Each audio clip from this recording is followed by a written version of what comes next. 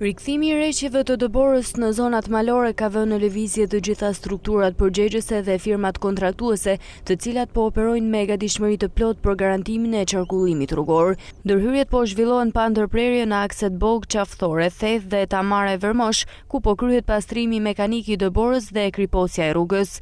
Mjetet borpastruese dhe ekipet në terren janë angazhuar që në orët e para të rreshjeve, duke synuar mbajtjen e akseve rrugore të hapura dhe të sigurta për përdoruesit e rrugës.